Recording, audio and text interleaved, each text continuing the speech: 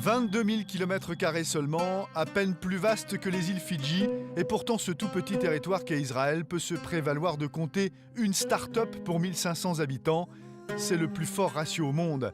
En quelques décennies, ce pays de 8 millions d'habitants est devenu une vitrine de l'innovation et de la haute technologie, une pépinière à start-up au point de constituer l'un des écosystèmes les plus performants du monde.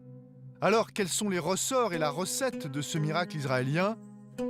Shemi Peres est à la tête de Pitango, le plus important fonds de capital risque du pays. Dès le début, nous, les Israéliens, nous avons dû innover dans les technologies pour compenser les déficiences et les inconvénients de notre territoire. Il fallait assurer la sécurité dans un pays entouré d'ennemis, faire pousser du blé sur une terre hostile, trouver de l'eau en plein désert. C'est grâce à sa capacité d'innovation qu'Israël a réussi à créer quelque chose à partir de rien. Le succès de la high-tech israélienne a des explications sociales, culturelles, intellectuelles et même spirituelles. Ce n'est pas une question d'argent, ce n'est pas une question de technologie, ce n'est pas une question de service militaire. Tous ces éléments sont importants, certes, mais ce qui compte surtout, c'est l'état d'esprit de ces entrepreneurs qui tentent leur chance et qui parfois réussissent. Et retenez ce chiffre incroyable, une start-up sur 4 dans le monde qui a levé des fonds dans la cybersécurité est basée du côté de Tel Aviv. Il faut savoir que jamais le web n'a autant été la cible des fraudeurs, 32 milliards de préjudices en 2014 rien qu'aux États-Unis, le pays le plus touché par les cyberattaques.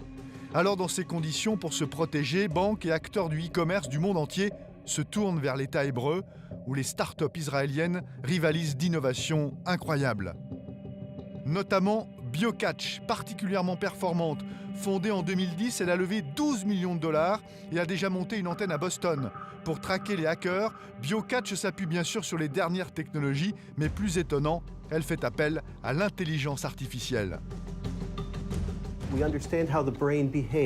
Nous comprenons le fonctionnement du cerveau, de la partie cognitive du cerveau. Et nous faisons le lien avec votre comportement physiologique, c'est-à-dire avec les gestes que vous faites. Quand j'utilise mon smartphone, comme je suis gaucher, je le mets dans ma main droite.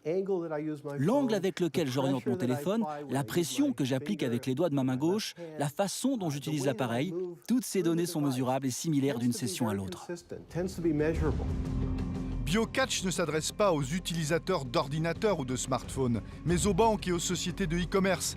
Cette technologie est en effet intégrée dans leurs applications et dans leurs sites de vente en ligne.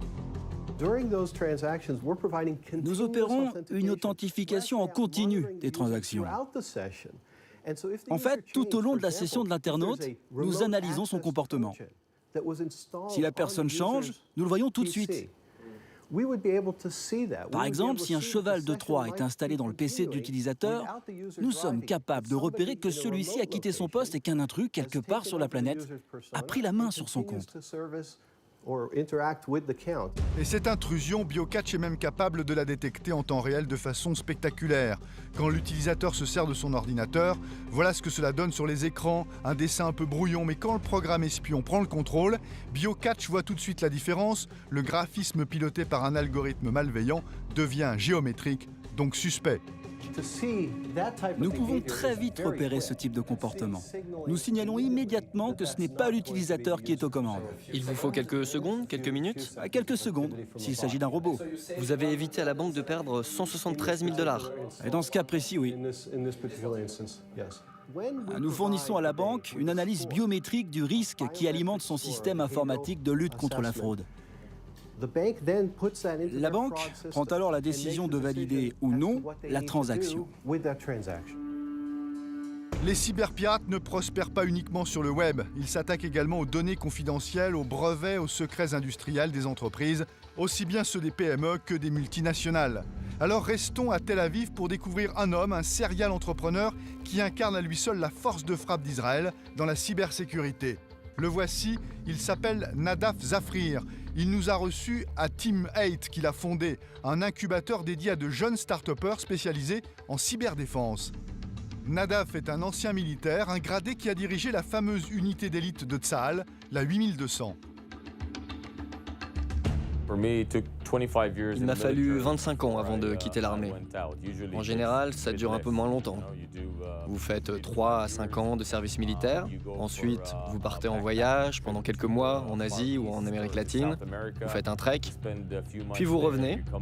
Et là, vous créez une start-up avec quelques amis de 8200 ou d'ailleurs.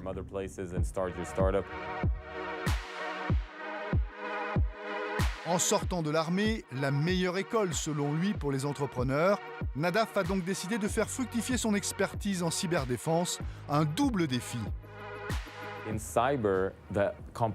Nos concurrents, ce sont les autres entreprises de cybersécurité, mais ce sont aussi les pirates informatiques et les cyberterroristes. Et au passage, ces gens-là sont aussi intelligents, aussi courageux et aussi innovants que nous. C'est très rentable d'être un cybercriminel en 2015. Et ça va l'être de plus en plus à l'avenir. Dans son incubateur, il a couvé Illusive Networks et facilité son démarrage en investissant 5 millions de dollars dans cette start-up à l'approche innovante. Ici, il faut se mettre à la place des hackers. On ne s'intéresse pas au malware, aux virus, aux programmes malicieux, mais aux gens qui sont derrière les attaques. On essaye de se mettre à leur place. Et derrière chaque hacker, il y a un être humain avec ses faiblesses. Le mot d'ordre, leur rendre la vie impossible. Comment ? En les piégeant avec des leurres. Pour s'introduire dans le système informatique d'une société, les pirates identifient d'abord un poste vulnérable, facile d'accès, puis petit à petit sautent de poste en poste pour atteindre le sommet et toucher au Graal, les données stratégiques. Une progression qui peut prendre des mois, voire des années, sans que les services informatiques ne s'en rendent compte. Pour les perdre, Illusive Networks va créer de toutes pièces un labyrinthe avec un tas de portes fictives. À la base, ils voient un seul chemin pour aller de l'ordinateur A à l'ordinateur B. À cause d'Illusive, ils voient désormais 20 chemins différents qui paraissent tous réels, mais un seul est le bon. Les 19 autres sont des faux. Toutes les portes se ressemblent à l'identique. Le pirate se demande « Quelle porte dois-je ouvrir ?» Il est très probable qu'il prenne la mauvaise porte. Et vous savez quoi ? Il y a des milliers de murs comme ça à traverser. Une fois que l'intrus s'est trompé et qu'il a choisi le mauvais chemin, on prévient l'entreprise qu'en ce moment même, un pirate est en train d'attaquer son système et on enregistre toutes les traces de son passage. Ce succès des startups israéliennes attire bien entendu de nombreux investisseurs étrangers, notamment les Américains, avec les fameux GAFA, Google, Apple, Facebook, Amazon, mais aussi les Chinois qui misent sur la high-tech israélienne. En 2015, sur les 4 milliards de dollars d'investissement dans les startups israéliennes, 500 millions ont été le fait d'investisseurs chinois. Prenons l'exemple de Mobileye, une entreprise technologique. Google et Apple courtisaient également cette surdouée, mais ce sont finalement les Chinois qui ont dégainé les plus vite en rachetant une partie du capital en 2013. Mobileye les a séduits avec ce système d'aide à la conduite ultra perfectionné, composé de caméras embarquées et intelligentes. Et voilà. Bonjour. C'est la caméra qui pilote. 21 brevets protègent cette innovation déjà adoptée par la quasi-totalité des grands constructeurs mondiaux. Mobileye pèse aujourd'hui 11 milliards de dollars. Et il ne s'agit pas d'un coup de poker isolé des Chinois. Israël est devenu le nouvel Eldorado de ces investisseurs qui ont aussi craqué pour Visualid, né en 2012 et spécialisé dans les solutions de QR code. Ces codes barres améliorés qui délivrent des informations lorsqu'on décrypte leurs petits carrés noirs et blancs. 4 ans plus tard, elle compte déjà 500 000 clients à travers le monde. Il faut dire que Visualid a révolutionné le classique QR code. Voici la nouvelle génération de QR code. Nous avons scanné l'image et ajouté des caractères typiques d'un QR code classique.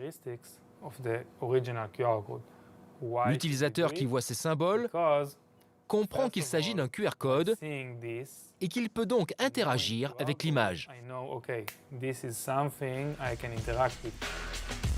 Alibaba, le numéro 1 chinois du e-commerce, a investi début 2015 5 millions de dollars dans cette start-up, elle qui jusque-là n'avait levé que 2 millions. Avec ce rapprochement, Visualid, qui dispose déjà de bureaux en Chine, a fourni sa technologie et ses brevets à Alibaba. Le géant en fait profiter tout son écosystème de commerce en ligne. Cette collaboration ouvre à la start-up un marché potentiel de 500 millions d'utilisateurs sur mobile.